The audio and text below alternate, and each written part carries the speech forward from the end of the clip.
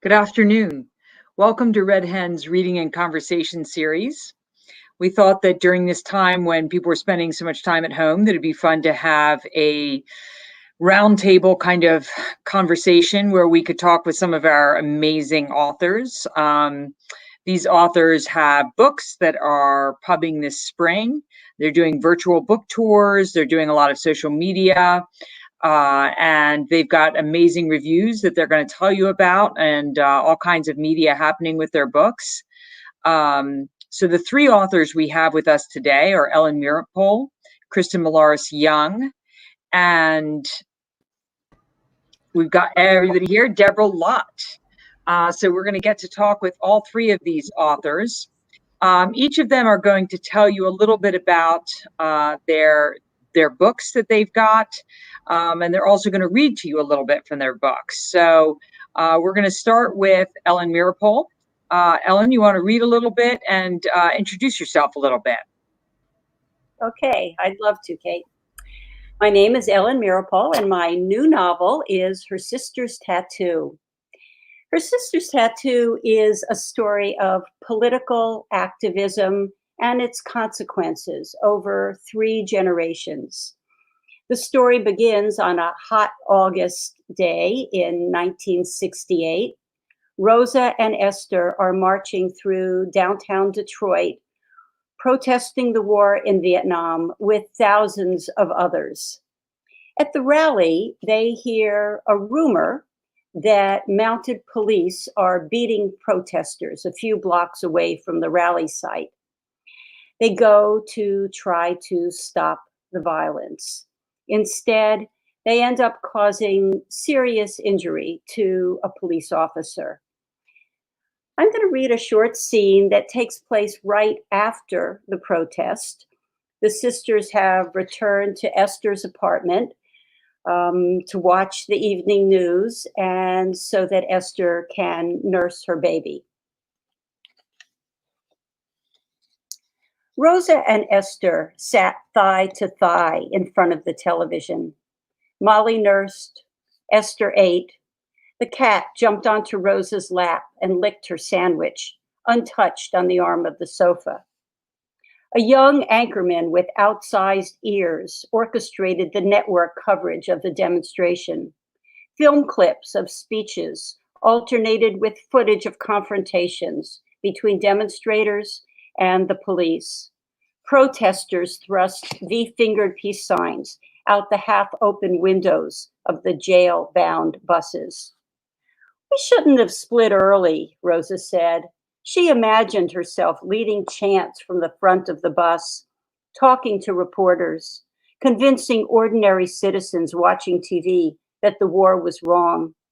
She missed the electric charge, the wonderful chaos.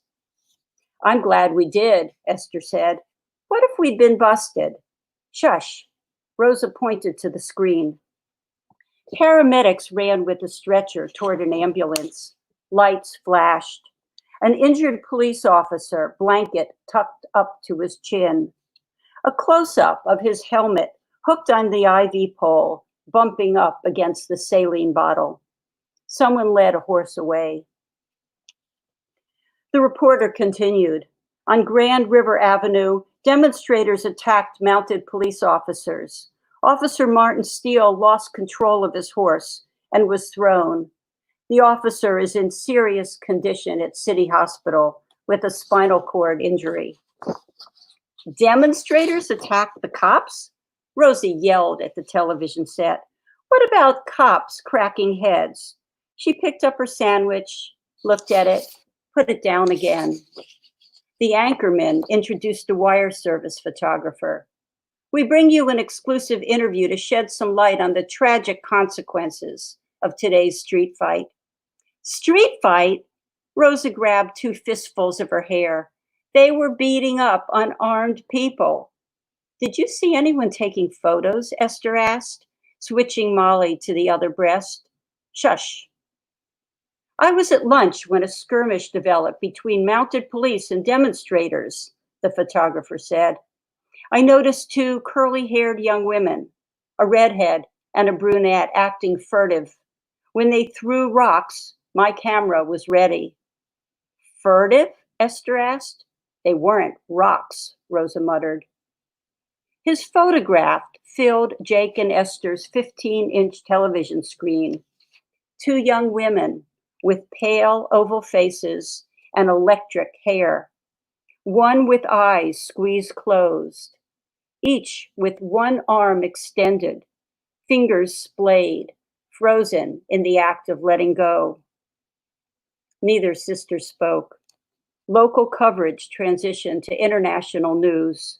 Soviet tanks swarmed the streets of Prague. Esther turned to her sister and touched her arm. It's worse than I thought, she whispered. What have we done? Thank you. Wow, I love that scene because it really gets to the crux of what is going to divide them. They see the world, they already see the world differently. And that's going to be the beginning of the parting of the two rivers, as they say. So we'll come back and talk with you more about what was the genesis of that book. But let's go on to Deborah Lott. Let's see if let's see if how our technology is working. There I am. There you are, Deborah. So Deborah, maybe you could introduce yourself briefly and read something from your book.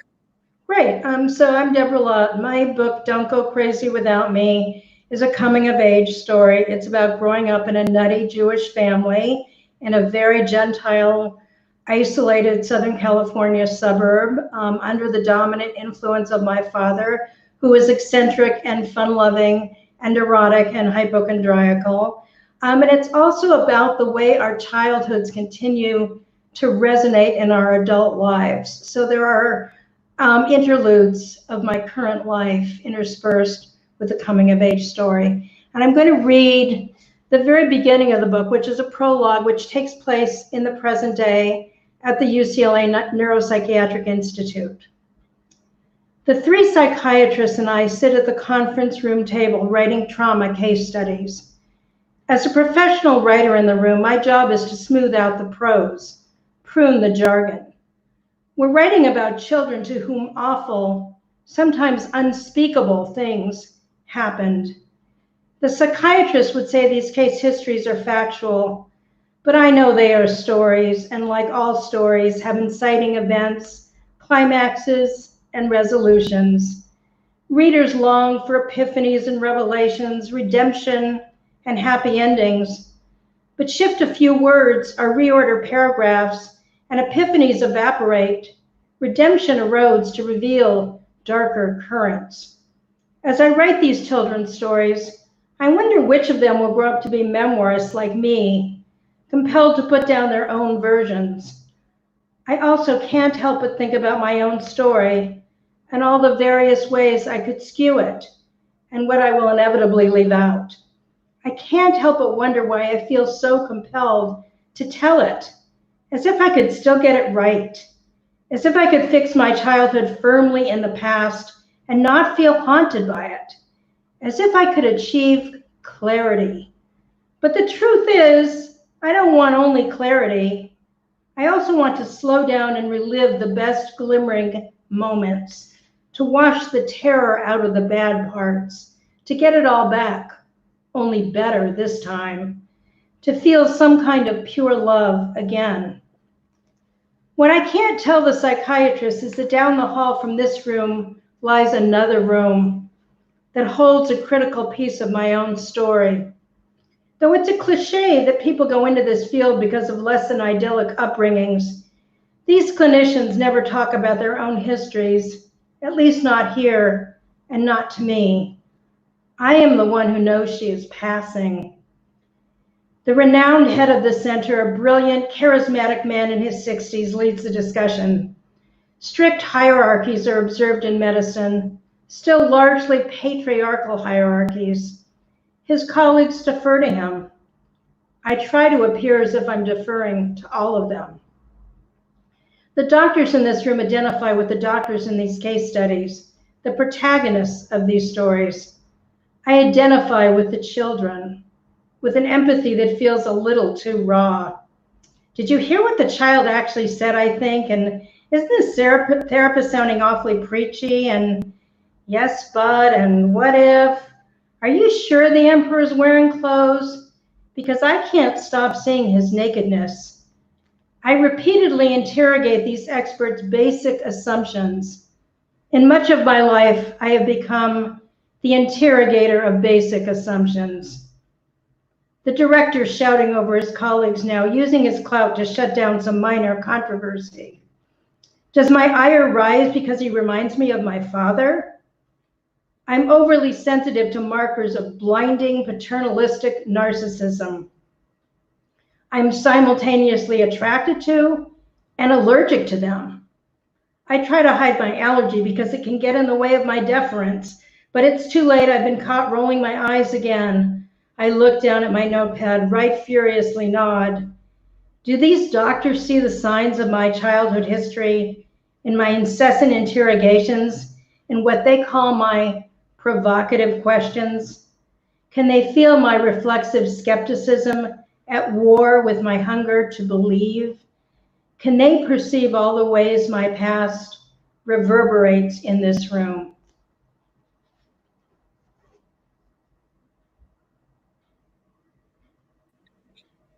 Deborah, could you hold up your book? Absolutely, I'd love to. Whoops. Ah! There we go. Such a great cover. Don't go crazy without me. So that's my dad and me on the cover. Such a wonderful book. So we'll come back and talk about this book some more. So we're moving on to our third author today, Kristen Millares Young. Hi, my name's Kristen Millares Young. Thank you, Kate. I'm continually grateful for the ways that you've supported all of us throughout the moment that you decided to publish our books to the time when you knew that you would be publishing our books in a pandemic. And I'm grateful to all the readers who are tuning in, the viewers, I should say.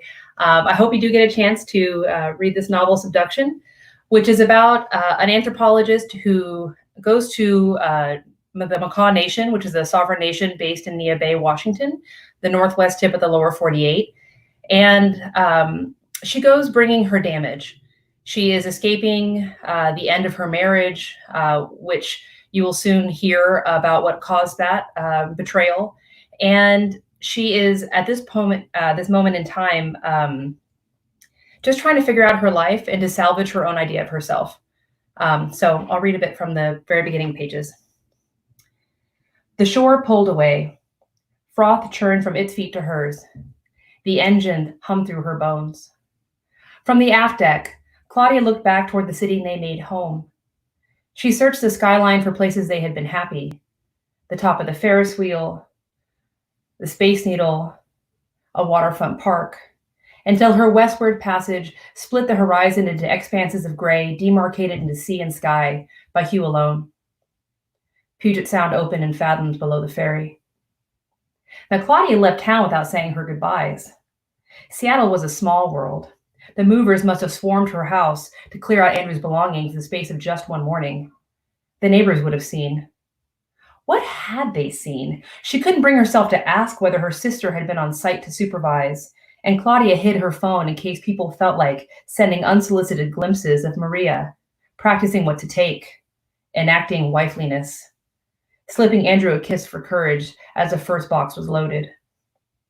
Claudia pictured Maria's thick curls, her narrow shoulders, her rounded hips.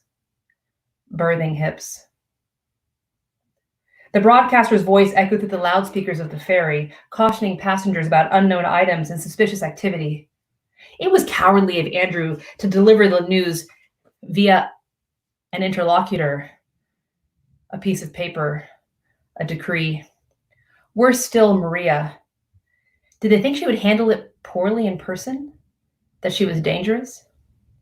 Listening to the roar of the props, Claudia saw what her fate might have been. Her body lying in the bathtub, blue and bloated, afloat. Her stomach twisted. It was more than she could take or forgive. They knew what they were doing, she thought. yet they think I deserve it. Gulls swept the boat's wake. She was surprised by how close they came, how she could see feathers tracing their sinuous curves, how they were suddenly beautiful, not the splattering scavengers they had been, but flight itself. Right now, everyone I know is stuck at a desk inside, and then there's me, Claudia thought, on my way back into the field. As a child in Mexico, she wanted to go somewhere, anywhere really, just away. She had always studied people. She never envisioned herself as an anthropologist, preferring something more dashing, like explorer. But here she was, en route to the Macaw Indian Reservation at Nia Bay, an old whaling village on the northwest tip of the lower 48, Indian country. Last year, she noticed Andrew timing her periods, his prick vanishing 10 days after she first bled, which was almost funny, because lately, she'd been finding herself wanting to chance it, to be careless. Folding up her body on her side of the bed, ovulating alone whenever she could manage it, she had married it through her 30s unscathed, and that was when they were still trying. And now she thought, I'm old. I'd have a baby with Downs if I could have one at all. I just wanted something from myself, still do, something for myself, something bigger than myself. I don't know how to get it without wanting it. Why couldn't he understand? Besides, what kind of man fucks his wife's sister? Claudia tilted her head and considered the inverse. What kind of wife would allow her husband to become so close to her sister that he could fall for her, fall inside of her, fill her up? Only a conniving bitch would wrap her legs around her brother-in-law. Maria's legs were curvy, great gams, Andrew once said. In horror of excess flesh, Claudia had carved herself to gristle. Maria's thighs bloomed. Claudia imagined they would shake in sweaty reverberation and sex, a shuddering and prayerful response to the call of loin striking flank, so unlike the flat slap of muscle her own lovemaking had become. And last month, when Claudia's fingers crept between buttons to Andrew's curly nest, his hand rose to still her wayward progress. She left her arm on top of him, trying to act natural, like this was cuddling. They pretended to sleep. It took 10 minutes to amass the strength to roll on her back and concede. It was terrible to be uneasy in her own bed. She hadn't felt that way since college, but this time it was her husband. And having had his love and lost it made her physically ill. A malaise so invasive, it was as though she were at altitude, her body shutting down extremities, fingertips first. Sign the papers and be done with it, she thought. He wants out. Thank you. A bleak beginning to what becomes a fascinating book. Yes.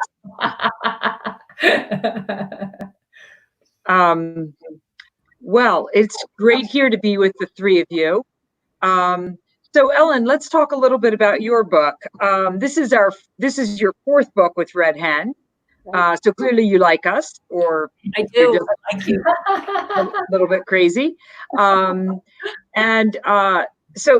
let's just jump back for a minute. The first book you did with Red Hen, I partly fell in love with because it was a cult book.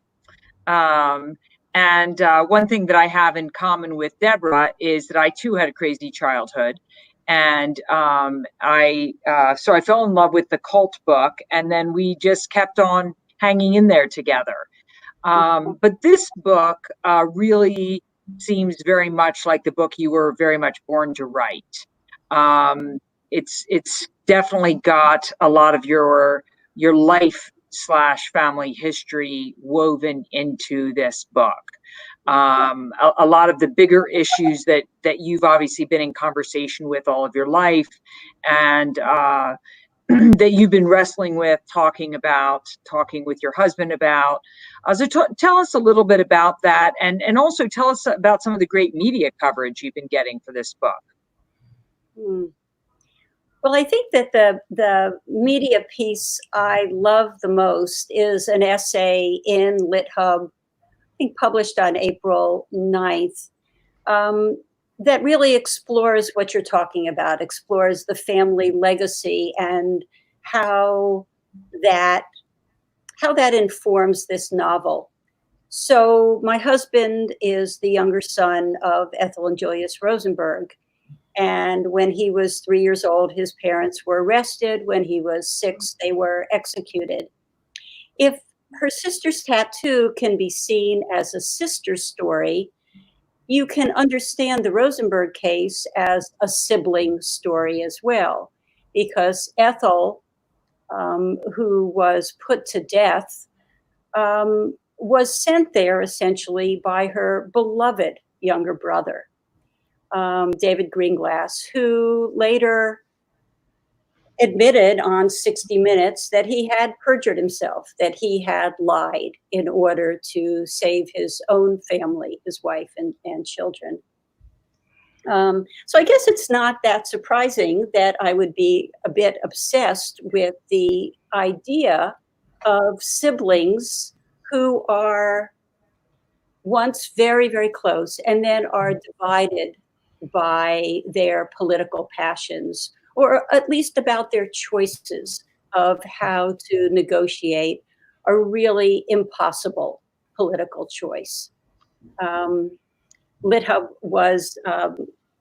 gave me the opportunity to sort of tell that story in a way that I never had before in public. And so I was just delighted with that piece and having that out in the world. I should say that for most of the time I was writing this, I was not really aware that I was writing a kind of a parallel sibling exploration. I was just writing a story the way we write a story and follow it where it goes. Yeah, I think that's often the way great writing works, is that we're working on a great story and subconsciously there's something else going on. Right. But as soon as I started reading this story, obviously I've spent some time with you and with your husband, Robbie. I immediately started thinking about the Rosenbergs and was very much struck by the parallels. And I felt that other people would as well. Can you talk a little bit about, though, this book coming out in 2020, I know was very important to you because of the election year. Well, I think that not only the election and not only the public health crisis we're in, but the rise of fascism, particularly in Europe, and the climate crisis, the whole idea of how people who want to make change are going to protest and how they're going to face the very difficult, often impossible choices that our court system offers activists who get caught up in the court system. This is something that many of us of all ages, of all generations, are going to have to think about if we want to try to save our democracy and build a safer and more sustainable world for all of us. So my hope is that the novel makes people think about these issues in a different way than they might have already thought about them. Well, I think that it's very exciting, and I really think that people will love this book and love the way the family interplay works out. And I hope a lot of people will order Her Sister's Tattoo and will read this. It's a wonderful novel. We haven't even gotten to the whole part about the one sister in prison, but maybe we'll get to circle around back to you, Ellen. So Deborah, Yes. I really fell in love with this memoir as well when I was reading it, and partly, Red Hen is sent a lot of memoirs, and I think memoirs are very popular, partly because creative nonfiction is kind of on the rise at MFA programs, but this one really felt unique to me, partly because I felt that the readership for this would be really big, in the sense that I think that many people see their childhoods as having deeply affected who they are as adults, what their possibilities are, and in the ways in which they're limited. And I felt that you really had had worked that into this story. Also the thing about this was that a lot of the memoirs that I read are deeply depressing because people have had very bad childhoods, and so it's very dark, and yours, the book is quite funny in a lot of parts of it, and so you managed to take this rather dark, strange childhood and make a lot of this really funny. I don't know if the being a psychologist thing doesn't work out, if you want to think about the comedian route for yourself. But talk with us a little bit about this book and what media you have gotten, because you've also been getting exciting media around this book. Well, I think I've become like the world's authority on hypochondria with the global pandemic. The global pandemic has made my family very relevant suddenly. So everyone wants to know, how do you cope with being a hypochondriac? Because I grew up, if we had a sore throat, we were dying. If we had a pain in our stomach, we were dying. Everything, we were dying. And I still am capable of going to that place. So I wrote an op-ed for the LA Times called "Fear of COVID-19 Won't Make You Safer," about how do you cope with those fears? How do you talk your way down? So that's been happening. I just got a review today in the Jewish Journal that I thought really kind of appreciated the full scope of the book, just how nutty my family was, but also what you just said, Kate, about the way childhood continues to resonate. And I think that was a big part of what I wanted to get across, so that people reading my book will not only think about my childhood, will be able to think about their own childhoods in a different way, will go back to certain memories in a different way. I think that when we read really good memoir, it's about more than the story, but that it also takes us back to our own childhoods. I've been doing a lot of radio. I did a radio satellite tour. I'm doing another radio show called Right On. I did Catherine Zox's show today. I'm going to be doing Drinks with Tony, a podcast, which I can't wait to do Drinks with Tony virtually. So those are, I think the biggies. I mean, I've been writing this book for years, sections of it. A lot of it was about the neighbors that didn't wind up appearing in the final version, but were published as separate pieces. So it's about more than just growing up under the sway of my dad, but it's kind of about the whole family. Well, so Deborah, tell people that are watching this about one really strange. I mean, I kind of thought your dad at birthday parties was one of the kind of killer memories there. Your dad ruining your birthday parties. Give us one of those stories. I had one birthday party, Kate, because he ruined it, and then I was never able to have another one. Okay. So my father used to like to dress up like Little Lord Fauntleroy. He also liked to dress up in drag sometimes, and like Davy Crockett and different characters. So for my birthday party, he dressed up like Little Lord Fauntleroy, which is the outfit that he's wearing on the cover of the book, which is like a velvet blue, which I'm wearing blue velvet in honor of him, but shorts and a little jacket and a white ruffly shirt and a blonde wig with curls. And he came to my birthday party and proceeded to kind of get into character as a little boy in a room full of little girls. And it did not go so well. There was a lot of social distancing afterwards. And then after that, there was no more birthday parties. There were no more birthday parties, and I was never invited to another party in our community again. Kristen is horrified. I know. I never knew, and here's the thing, I never really knew if that was why. I thought, well, was that weird? Because it was kind of entertaining. And you were already the only Jew in a community of Gentiles. Right, we were the only Jews in a community of Gentiles. My father had already made a name for himself by standing out on the front porch in his underwear when he wanted to check the temperature, or when he wanted to put a flag up. When he was feeling particularly patriotic, he would put the flag up, but he would go out in his underwear to do it. So the neighbors already knew a lot about us. Right. So if you're the only Jewish family and your dad is out there in the underwear, it's already, yeah. It's already a Not thing. going over well. Not going over well. Right. But one of the things I liked about with your book is that I feel like a lot of people would have translated that into quite a bit of shame as you're growing up. Shame about your family and maybe just shame about yourself and like that. And that you really translated this into humor. And I thought it was kind of amazing because, again, I guess my own childhood experience was that I carried around quite a bit of shame about my own childhood experience for a while. When people would mention Christianity, I didn't feel a moment of pride or anything. It took me a lot longer. Maybe it helped that you had therapy, Deborah.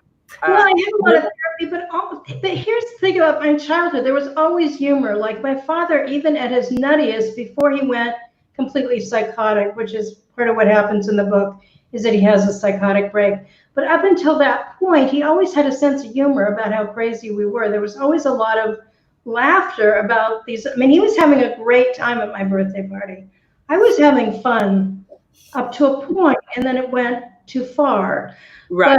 But, yeah, I mean, I think humor was a coping mechanism in our family in general. Like even now, I will say something really hypochondriacal, and I'll be smiling, and my husband will say, "If you really think you're dying of a horrible disease, why are you laughing?" Well, I'm laughing because I both think I'm dying of a horrible disease, and I see the humor in thinking that I'm dying of a horrible disease. So, yeah, no, good point. I'm sure Toby, who's watching this, is thinking, big difference between Deborah and you, Mom, is Deborah got therapy. Note to self, therapy would have been a good point. Well, okay. You know, I had good therapy and I had some really bad therapy too. Oh, okay. See, I could have gotten bad therapy. I'm going to have to remind Toby of that afterwards. Kristen, on to you. Please. So, your book is an amazing book. And what I remember when I was first reading it was feeling like there was just this kind of collision between the main character and her new life, and almost as though she was kind of being reborn in this new life. And I feel like, again, maybe as an editor, I always try to think about who the audience is for a book. I always try to think, who is the audience who's going to fall in love with a book? And I think that in the case of your book is a very American book, because I feel like Americans always want to read a book in which we can start over. We like to think that we can leave one life and move on to another life. In fact, I really think that's part of the reason we don't like this state that we're in right now, because we can't leave our house, you know. But I really think that that was my first instinct, was that when things go bad with a job, with a marriage, with anything, we love the idea of starting over. And so she does get this chance. Things have gone very badly, as everyone could hear in that first chapter, but she can start over. And what she ends up diving into is sort of a cesspool of secrets. And she agrees to keep the secret. She agrees to not tell the secrets. And it says a lot, I think, about women, that we find out that people have secrets and need to keep their secrets. And so she finds out that this Native American tribe, that part of what's keeping them together is people have their secrets, and she is not going to expose people. So tell us a little bit about the media you've gotten for this book, which I know has been very exciting. And I'd love to hear you talk a little bit about this kind of web of secrets that she walks into, and why you decided to have her keep all those secrets rather than exposing them for this tribe of people that she is entrusted with. Well, one of the things is that Claudia, this anthropologist, she comes to this community harboring so much damage without getting therapy, right? So she wants to start over, but invariably she replicates in the same way that a fractal, like frost spreading across a windshield, will create these self-similar patterns that you can find throughout nature. She brings her damage with her and then reenacts in some ways the mistakes that led to the demise of her marriage. And you know, she's trying to create a professional appearance in one way by keeping her own life out of her research. But of course, the first thing she does, because she is losing it, is flout all ethical boundaries and begin an affair with the son of her best research participant, which is a terrible idea. It's terrible. And she does this in part because she hadn't done any of the work that she would have needed to do to really come into this community with a healthier perspective and a more professional engagement. And subduction in so many ways is about the unsaid. And that's a hard thing to do, to create an architecture of silence that the characters move around. And it was very important to me in the crafting of the novel that specific pieces of information, like Claudia does transcribe some of Maggie's stories, and she does think about the hierarchies of the songs and what they mean about the lineage of the tribe. But what she does is that she doesn't convey to Maggie's son, Peter, the intimacies of Maggie's life that she has shared with her over the years while Peter was absent. She gives Maggie, as a mother, the leeway to exercise discretion over her own disclosures to her family. And so she shows an incredible sensitivity at the same time that she's also an extractive force, looking to codify Native knowledge that really needs no codification. The people who know it, right? And so, but she is so interested and also trying to make tenure that she feels like her imposition of academic precepts will somehow lead to a better intergenerational inheritance within the tribe, and then for other people who are outside who might be wanting to figure out how Indigenous ways of knowing and being can inform our daily lives in a deeper way. So, the problem is that there's no ethical people necessarily in the book. There's no one who's like acting as, this is the person who was without error. We're all, as Annie Dillard said, it's just us chickens. Right. So each one of them is acting in an exploitative way with the other. They're all trying to extract certain elements, actions, ideas, engagements out of each other. And there's a lot of ambiguity that I sewed into the book and that I did not resolve. I did that purposefully. I really dislike the classic redemption trajectory where that by 4/5 of the way through the book the character's gone through what they were going to have gone through, and then they're going to have a nice tidying up period, and then you're out. And one of the things that I really appreciated when the Paris Review made this a staff pick, Christian Kiefer, the West Coast editor, praised the ambiguity. And that meant a lot to me. I also love librarians. I am a library patron. I teach with Seattle Public Library, teach creative writing in English and Spanish. And so the Library Journal said that this book was, gorgeously and toughly written, and it's for fiction readers who are looking to go beyond the obvious. So those two meant a lot to me. But one thing that the Washington Post reviewer really understood is that at the heart, what she wrote is that the subduction is about stories. The stories that we tell ourselves about ourselves, trying to figure out a way to endure our lives. And each of these characters is trying to salvage an idea of themselves that they have been carrying through decades of lives that were never what they wanted. And their stories collide and intersect, and one is subsumed by the other, but they're constantly coming back out of that dynamic and trying to reassert themselves through various pretty subtle interactions that occur and kind of grow in scale as the book, as Subduction continues. So for me, the idea that this reviewer saw that the story is about the act of telling stories as a way of saving ourselves, but not always effective, right? Sometimes the stories we tell ourselves damn us to enacting that story in a fractal for life. Sometimes the stories we tell make us vulnerable, and that vulnerability is exploited.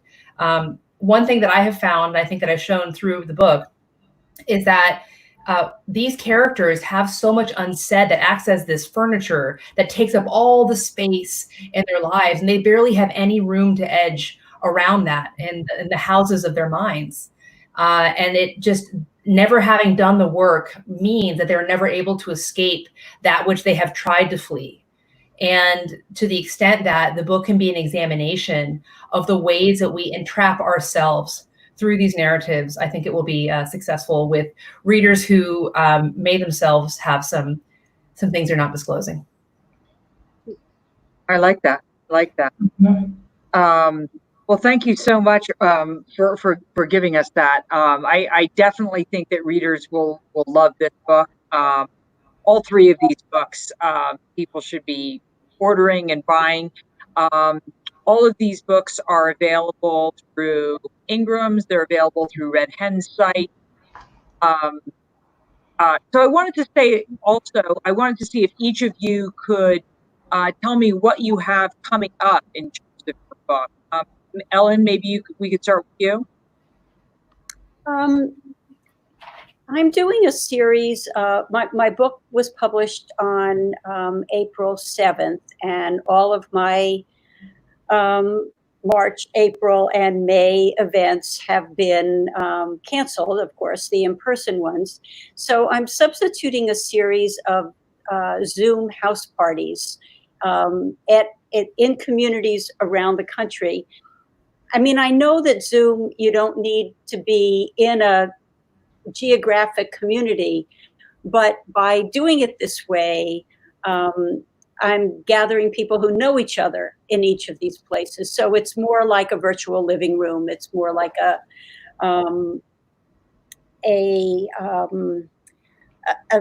community or neighborhood event. In addition, some of the bookstore events are now virtual, with events coming up in the next few weeks at Print Bookshop in Portland, Maine, at Belmont Books in Belmont, Mass, at the Odyssey Bookshop in South Hadley, Mass, at Politics and Prose in Washington, D.C. And I just got an invitation to a virtual event in Israel. So that was kind of a surprise. But you know, at this point, I'm doing all virtual events, and some pre-taped and many of them live, like this one. So I would assume all three of you are available for any kind of Zoom house parties or Zoom bookstore event. If anybody has something that they want you for, obviously feel free to contact you through your website or anything else. Deborah, what do you have coming up? I have some radio coming up. I'm doing a show called Right On, and then the podcast Drinks with Tony. And I'm still not sure what some of the bookstore events, if they will all be just outright canceled, the events going into June. I was going to be at Skylight Books with Paula Sickey. I was really excited about that. I don't know if that may go virtual. I'm hoping. I'm available. I'm available for book clubs. I'm available for whatever. I have a piece coming out in Scoundrel Time called My Cultural Appropriation. That's probably coming out in May. That's about another section of the book that's somewhat controversial, and people will see when they read it. I think that's all that's coming up right now. I had a review today in the Jewish Journal that was out in the online version of the Jewish Journal that'll appear in print, I think, later in the week, where I really felt like Jonathan Kirsch got the book, and I was very happy with that. So I'm available. I would love to do some book clubs. Okay. Virtual book clubs. Kristen, what have you got going on? I know you got some big stuff. So one thing I do want to shout out first is that Alyssa Washuta, who's a Red Hen Press author, and I were in conversation in the Rumpus. She's someone, her book, My Body is a Book of Rules, is something that I teach at University of Washington at Hugo House. And I really appreciated the ways that we were able to examine this collision of diaspora and indigeneity. So that was something that I was grateful for, that she made the time. Oh, she's frozen. In The Believer with Robert Lopez. Robert Lopez is one of my absolute favorite authors. His work has so much tension. It's almost like that bubble of water that comes over a glass. You're just waiting for it to cusp and to run down the glass, but it never does. And you're just watching it the whole time. And you get tense reading his work, and it's because he puts so much into it. There's so much depth in his writing. So that's coming out in The Believer. I have an essay coming out in LitHub about decolonizing the research process. It's something that I've thought a lot about during the 15 years that I spent researching, writing, and revising Subduction.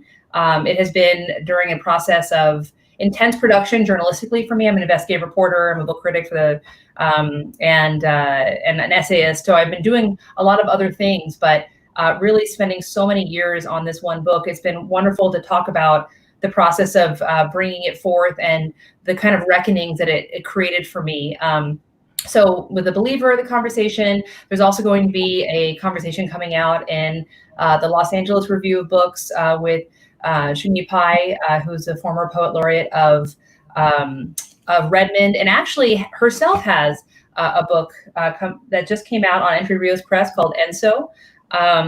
She's a very thoughtful reader and writer, and I'm grateful for these people who have really taken the time to grapple with my work's meaning. I know how busy we all are, and that's why I also want to say thank you to those who are still viewing. Thank you for being with us for this conversation. It means a lot for us to be able to share during these times, to connect across social distance, and to recognize that communities of thought are still strong. Well, thank you very much. I just wanted to say, as we're sort of concluding here, that I know this probably seems like a difficult time to be launching a book to all of you, and certainly for us at Red Hen, it's feeling like a very inventive time to be launching a book. But we're also thinking in terms of certainly we hope that bookstores will be opening up, at least on the West Coast, maybe in the Midwest by summer and fall, we're hoping. So we're hoping that some of you will be in bookstores. But we're also looking at all these other ways of promoting books. And we are watching your book sales, and people are buying your books. And so we are seeing that your efforts are paying off. And we hope that you will continue to work on all these different ways of connecting with readers.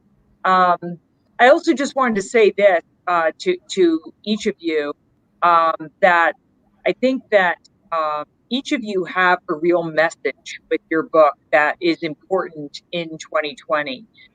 Ellen, your book, with its message about what we should be doing in terms of protest, I think that there will be protests here in spite of everything that's going on, whether they're virtual protests or not.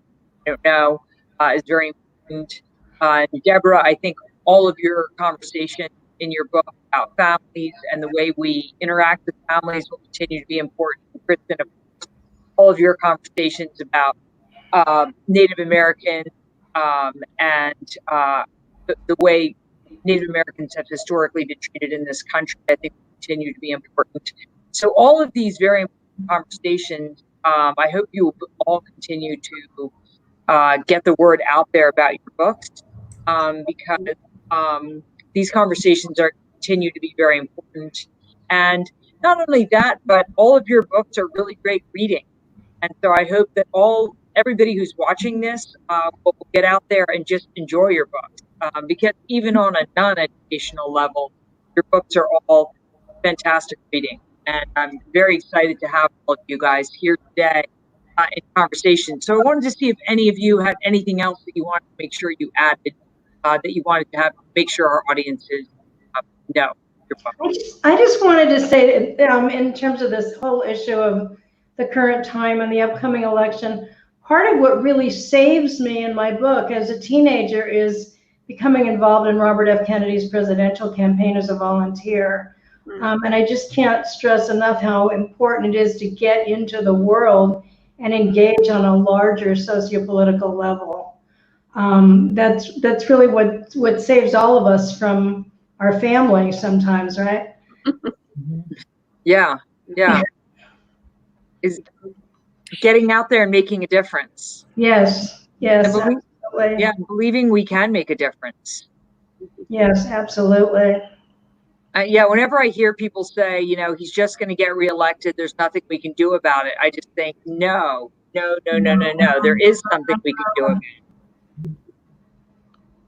The other thing I might add, Kate, is that this has been a really rough time to have a book come out, but the literary community has been just extraordinary.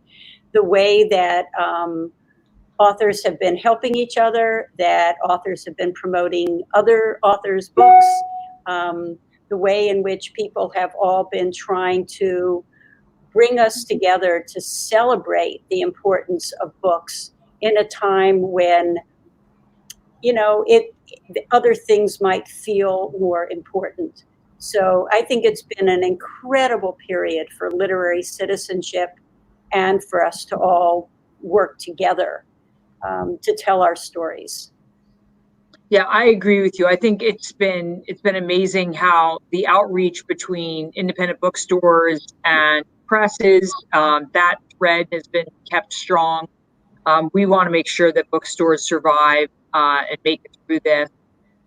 Behalf of the 400,000 that was raised to keep city lights afloat, amazing. I think some of you saw that the GoFundMe for Elaine Katzenberg City Lights was amazing. I'm hoping that Powell's will hang in there, but I agree with you. I think that there's a lot of love for books, for literature, and for bookstores has been running. There's a lot of GoFundMe's running for bookstores. Kristen. Well, so I became a journalist 17 years ago, and I was the youngest person hired at the Seattle Post-Intelligencer, fresh out of college. And 5 years later, that paper, which had been open since 1863, was in fact Washington State's oldest business, stopped printing, which led to the immediate disemployment of the majority of its staff, including myself. And that happened during a wave of newspaper closures in 2008. We have lost half of the newsroom jobs in this country in the past 10 years. And it would have been very easy at that moment to give up, to go into a different line of work using the same skills, and to think that I did not have a role to play in rebuilding the structures that I had seen disintegrated and degraded. At that time, instead, a group of reporters and I got together to start a nonprofit investigative journalism studio called Investigate West that is still ongoing today. I recently served as board chair for the last 3 years, ending at the end of last year. And that newsroom, that nonprofit newsroom, led to 15 laws to protect vulnerable peoples and places of the Pacific Northwest. And the reason I bring it up is because I think a lot of people want to lean back right now. They want to rock back on their heels and, you know, and just kind of be buffeted by these waves of news cycles and despair and hopelessness. But really, during a time of creative destruction, which is what we're in right now, where we're going to see socioeconomic cataclysms such as we've not seen before in our lifetimes, I don't think. At that time, it's something that my grandpa taught me, which is that when it seems like you're at your bleakest moment, that's the moment we can pick any direction and start walking. And so the opportunity for individuals to come in and be part of a solution, whether it's building a storytelling structure or helping another writer along or checking in on an elderly neighbor, there is a lot of opportunity for people to engage. And frankly, because of the resource scarcity that will be more common and is becoming more common with every day of this pandemic, that means that larger institutional partners who might have been too busy, frankly, to accept help from an individual or to countenance a new idea are going to be more inventive. And so the possibility for collaborative partnerships between nonprofits and private sector and individuals is higher than it's ever been. And so rather than thinking about what has been lost, which is real, what can we build with the resources that we have? And in this country, which I'm grateful for accepting my family when we fled socioeconomic cataclysms in Cuba, and also having left one generation prior from Spain under the dictatorship of Franco and the famine that ensued. Resilience is a quality that is cultivated over time, against the odds, and under duress. So most people in this country only have to look back 1, 2, maybe 3 generations to find the example that they need to carry forward to do something. And that's what I challenge everyone watching this now. Do something. It makes you feel better.